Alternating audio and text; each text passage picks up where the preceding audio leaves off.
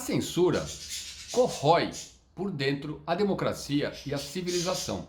Por que algumas pessoas se julgam no direito de definir o que os outros podem assistir, podem ler? O poeta John Milton, no século XVII, indignado com a censura que diversos livros estavam sofrendo, escreveu uma frase genial. Aqueles que censuram, por acaso dispõem da graça da infabilidade?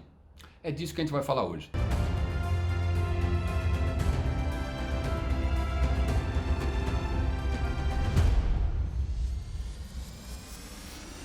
O que me motivou a gravar esse vídeo foi uma censura que eu sofri há poucos dias por uma das mídias sociais mais famosas. Toda semana eu gravo um vídeo aqui para o canal e eu havia feito aquele vídeo sobre o Hitchcock.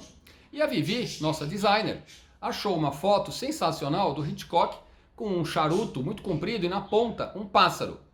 Eu nem sei se o Hitchcock fumava charuto, mas a ideia que ele usou para promover o lançamento do filme. E nós então pegamos essa foto, a Vivi fez uma arte e ela era a capa do vídeo. Nós então fomos impulsionar a divulgação desse vídeo e essa mídia famosa bloqueou. Nós fomos verificar e eles diziam que não aceitavam promover o consumo de charuto. Ora, ninguém está promovendo o fumo ou o charuto. O charuto está apagado. E nós estamos usando essa imagem para promover o Hitchcock e que as pessoas aprendam mais ou conheçam melhor a obra desse artista genial. Mas essa mídia famosa se vê no direito de decidir o que as pessoas podem ou não podem assistir. É absolutamente chocante. E o que é pior, acham que estão fazendo o bem, né? Se a gente olha na história, muitas vezes os censores, os piores censores, acreditavam estar fazendo o bem. Vou dar aqui um exemplo dos mais famosos, a Inquisição Católica. Nos séculos XVI, XVII principalmente, os inquisitores não mandavam as pessoas para a fogueira por sadismo.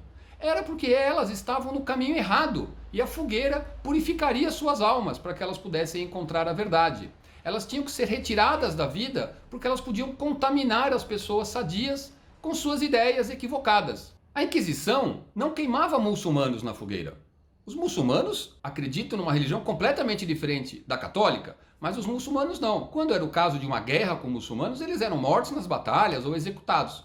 A fogueira era reservada para os europeus que pensavam um pouco diferente, que eventualmente acreditavam que Cristo era pobre ou alguma coisa que questionava algum valor da igreja e o que a igreja acreditava ser o certo.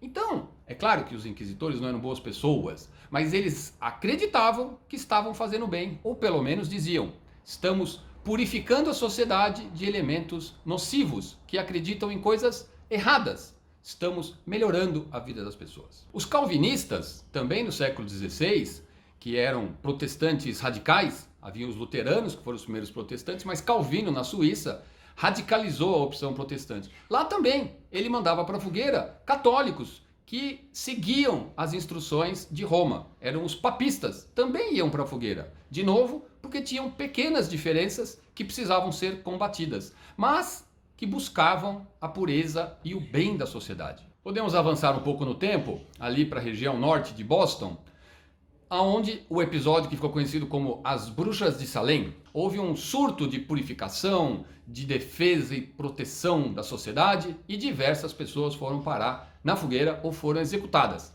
por pensarem um pouco diferente do que era a verdade comum e, novamente, pessoas que defendem a pureza, que defendem a verdade, executavam as que tinham opinião diferente. Agora um exemplo mais recente, o macartismo, que aconteceu nos Estados Unidos nos anos 40 e 50, liderado pelo senador Joseph McCarthy, que fez uma verdadeira caça às bruxas, perseguindo pessoas que pudessem ter ligações com o comunismo em Hollywood.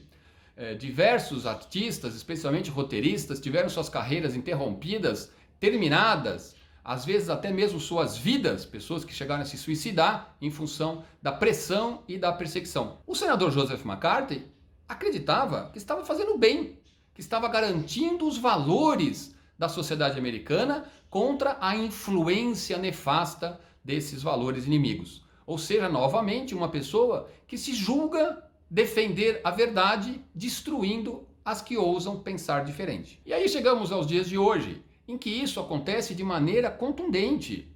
Pessoas, instituições que se julgam puras e que, em nome do bem, perseguem a opinião alheia, que tentam impedir ou que impedem de fato a manifestação de opiniões divergentes, que estabelecem o que é bom e o que é ruim, como é o caso aqui, que aconteceu comigo na divulgação do meu vídeo do Hitchcock por esta mídia famosa, que eu não vou dizer o nome para que eles não bloqueiem meu vídeo novamente, mas dá para você imaginar qual é a famosa mídia que bloqueia os outros. A gente tem hoje essa ditadura do bem. Antes, as pessoas iam parar na fogueira, depois elas tinham as suas carreiras destruídas no macartismo, e a gente está vendo a mesma coisa hoje, né? Com o nome bonito de cancelamento. Então basta você ter uma opinião e não há perdão. Você tem sua vida esmiuçada, devassada, sua pessoa atacada. Não passei por isso, mas a gente tem visto isso de muitas formas. Estou falando disso com tanta veemência, esta censura que eu sofri no meu vídeo, porque esse é o caminho. Primeiro você censura um vídeo porque tem um charuto. Estou defendendo a saúde, estou defendendo o bem. Aonde está o limite? Qual é o limite para defender o bem? E quem define o que é o bem? Se hoje quem define o que é o bem, a gente tem a mesma opinião que essa instituição, a gente acha bacana. Afinal de contas, aquela opinião é muito nociva. Mas quando quem tiver o poder para definir o que é bom ou o bem, de pensar diferente da gente, e nós viermos a ter os nossos valores questionados ou impedidos de serem colocados. Eu sou a favor de que todas as opiniões possam ser expostas. Qualquer opinião deve vir a público. E depois a pessoa, caso tenha exagerado, tenha cometido uma ilegalidade, vai pagar por isso.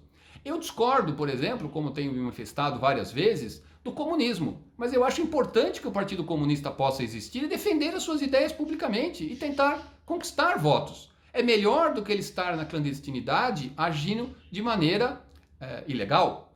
Assim como outros pensamentos têm que ter o direito de se colocar e as pessoas o direito de concordar ou discordar. Isto é a essência da democracia e, mais do que tudo, a essência da civilização. Temos que sempre combater a censura, qualquer que seja ela.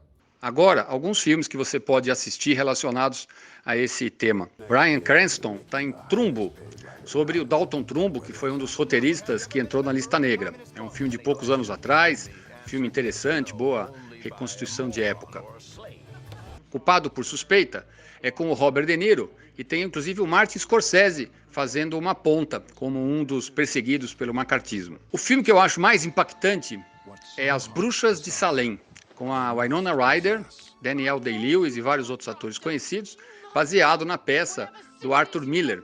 Inclusive o roteiro foi feito por ele. É um filme que quando termina você está bem chocado com o que é a censura do bem e com o que pode acontecer nessas situações. É claro que a gente tem também aquelas distopias como 1984, como Fahrenheit, que falam disso de maneira mais explícita. Como eu falei no início, a censura é o grande mal da civilização. É o cupim que corrói por dentro os princípios da dignidade, da democracia e da civilização.